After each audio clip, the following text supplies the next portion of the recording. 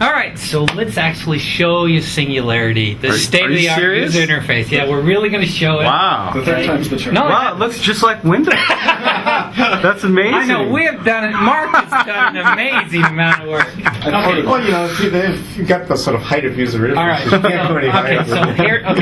So give you. I'm going to start Singularity up now. What I'm going to do is I'm going to take the second monitor, flip it over. I have a machine down here that has it's an AMD 64 Enforce 4 chipset. Real Nice. hardware. We're going to run Singularity on real hardware. Beautiful. I can also show it to you on virtual PC, but No. It's more convincing okay. on 3. It's real. So am I going to focus right on in there? Yeah. Okay. So Okay. I'm going to go ahead and let's see. I'm going to do all this in order, just so I get the boot right. All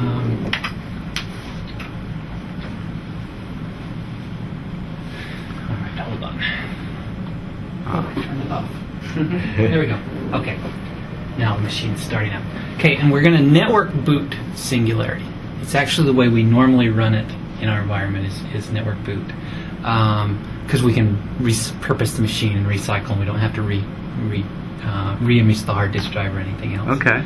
And then my desktop PC on the left is actually running a boot server. Okay, so we've loaded in the bootloader. It's now loading in the kernel and all the device drivers. We're bringing them in over the network. Okay, we also support hard disk boot, CD boot, and boot off of a USB device. Nice. Okay, you know, like a memory stick. Mhm. Okay, and let's see, it's come up. Okay, we're almost up. So you can see it's saying, hey, we're running a kernel written in C#, and it was compiled. I actually compiled it while we were having the earlier part of this discussion. Built the Nice. system from scratch. And here it is, the state-of-the-art in user interfaces for Singularity, okay? Oh, right. That's as good as you could get. Nice. Pay no attention to the fact that it Yep. looks like DOS. This is back to the old 89 or 90-10 rule, right? Okay. Yeah. Oh, let's see, wrong keyboard. I used the right keyboard. Okay, so I can do a directory and see this is my local memory-based file system, and I can see all my apps that I have installed here. I can look at the dev, and I can see the devices that I have here. Let me tell you a couple of the user interface features. So one of them is this green bar across the top, and you'll notice it's moving pretty quick because we're scheduled. But there's I don't know, it might even not show up on the video. But there's a yellow twiddle that I see it. across. Yep. Okay.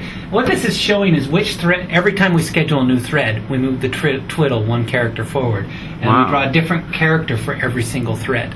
Okay. The system is very heavily threaded. We have tons of threads in here, and we have a lot of processes. In fact, I'll do a task list here.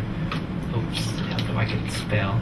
And I can see the processes that are running. So I have the kernel is running, the idle process, which is just if no one else is running, the volume manager, which knows how to take a disk and split it out into volumes.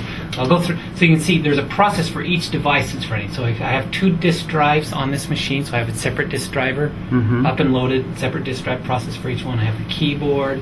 The NVMe is the network interface card on this machine. The network stack, I have a ISO 9960, so the disk drive or the CD file system. Boxwood is the network or is the disk file system. Okay. Okay, and then I have a TTY. I have the shell that I'm actually running on taskless. So you can see each one of these is a separate process. They're running completely. In a SIP.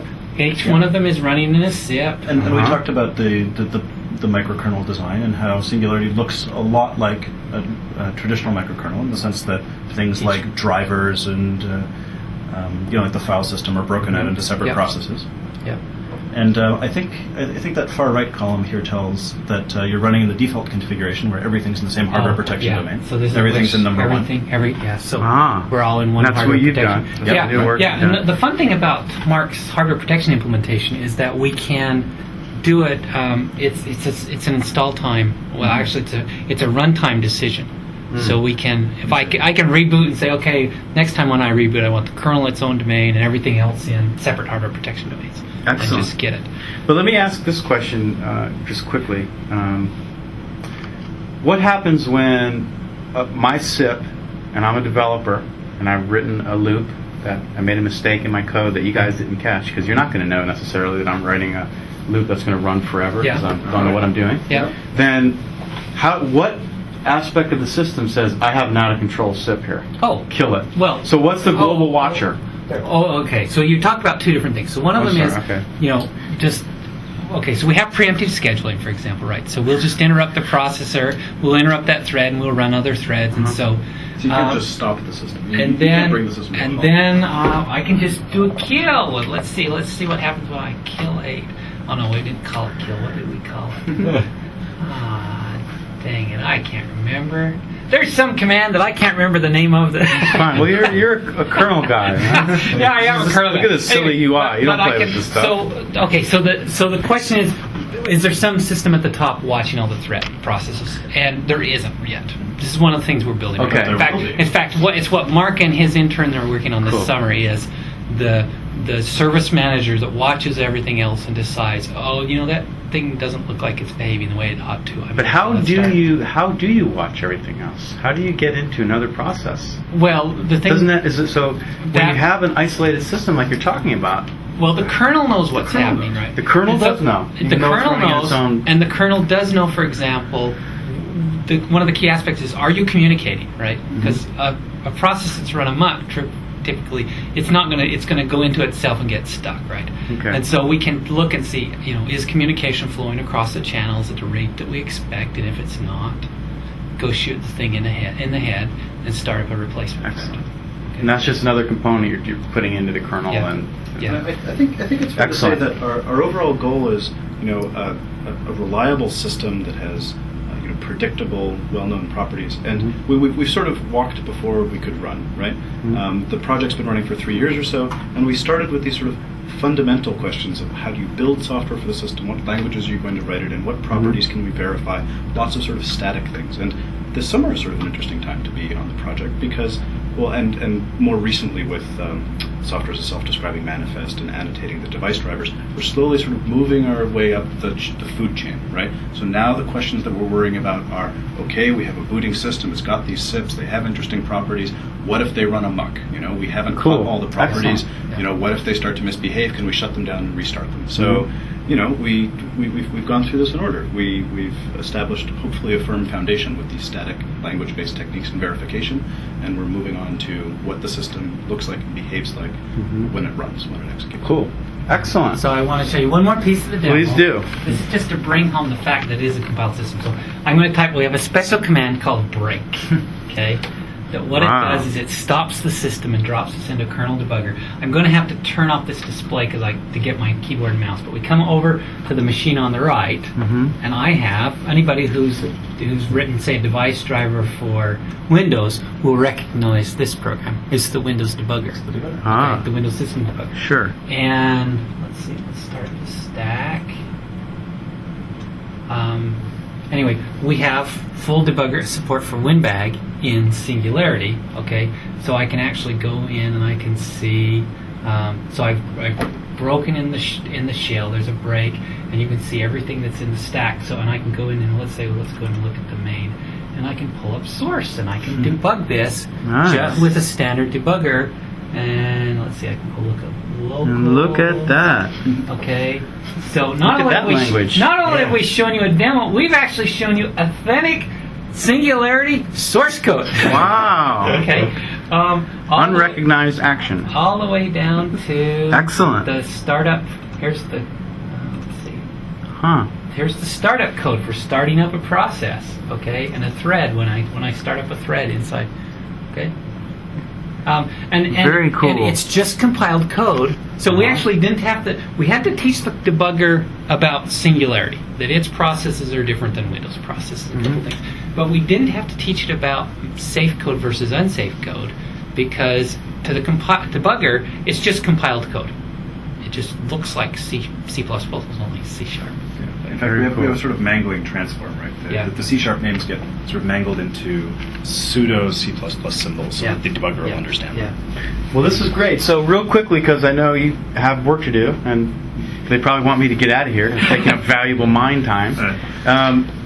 What do you foresee for the next 6 months, Singularity? Like, I mean, we're going to be working on this. Like, can you talk about that? Like, what kind of? Ask Jim first, and then Ask Jim. and then we'll come around to the rest of it. I'm trying to get away. Camera should be. The door's locked. Doors locked. So, I think Mark's already alluded to some of the interesting things we're doing. We've got a basic system running, like Galen showed you. We've been measuring some of the performance of the basic core system, and now we get to do the really fun stuff. Now we get to start moving up the food chain and start talking about the higher level problems that we're trying to solve with Singularity. So we've done some work on verifying parts of the system. We're doing work on security. We have a new security model that we're building. We're going to do some work on installation. We would really like the installer to be a little bit more general and robust, not just device drivers, but also applications. Mark's been looking at building the resiliency into the system to recognize when things have died and to restart them so that the system after a failure has a hiccup but doesn't sort of come apart and stop running. Mm-hmm. And so we're trying to move up that level. And then in terms of the language level, there's lots of things we want to do to verify the code. We've been building tools inside MSR for quite a while to do verification. There's a very interesting project called Spec Sharp, which has added pre and post conditions and object invariants to the C# language, and we use that language as our language, but we really haven't taken advantage of it yet. We would like to go in and try some of that specification there so that we could apply some of the tools they have for checking the specification statically. We have a very powerful theorem prover based technology that allows us to find some errors in the code by checking it. We've also mentioned transactional memory. Mm-hmm. We've implemented some of the Singularity processes using transactional memory. We're trying to get some other applications going that are written using transactional memory, so we'll have more test cases for Singularity and more experience using transactional memory to write application code. Cool. So we got a lot of stuff going on. Absolutely. The other two things I can think of to add in there, we're doing some work on the multi-core. So what if you have in fact what Intel likes to call many-core. So if you have a machine with 1,000 processors on it, what does it look like? You probably don't want to run a complete copy of the operating system on every single one of those processes, for example. Sure. Okay, and so we're doing some work there. And the other area I can think of that we're doing work is in terms of trust between processes and the system. So if I'm a piece of code running on the system, how do I know that I haven't been tampered with? So a good example that people like of this is these large multiplayer distributed games, and people will go in and hack the local copy on their machine and cheat. Attacked unfairly. And so you could secure that and be able to say do I trust this process or do I not? So those are some of the other things we're Sure. Now, but just real quickly, from the multi-core standpoint, when you guys on your lowest levels, you're using unmanaged code to handle the locks and your typical kernel type code, right? Yeah. I mean, So interrupts, incoming interrupts. bottom of the kernel. Very You bottom, have to- very you bottom have of to the do kernel. that. Yes. You have to do that, right? But we're not talking about very much code. Yeah. Okay. Hundreds of lines. Yeah. Okay. Yeah. And But so- there's no way for it to be fully managed at some point. You need managed hardware. Well, no, that's not true because we compile things, right? So it's a matter of making the languages, the higher level languages, expressive enough that they can express the capability, the very low level hardware things. And this falls into some work that the typed assembly work that I already talked about. There's an extension of adding in additional support. Yeah, let's take what I said. Very cool. People are trying to write system components. People in our group are attempting to write system components like garbage collectors, which are sort of the preeminent example of, well, here's something that intrinsically has to manipulate pointers to memory and decide to free objects and stuff like that. It's thought to be possible. In fact, I think there are examples of writing simple garbage collectors in a completely type-safe way.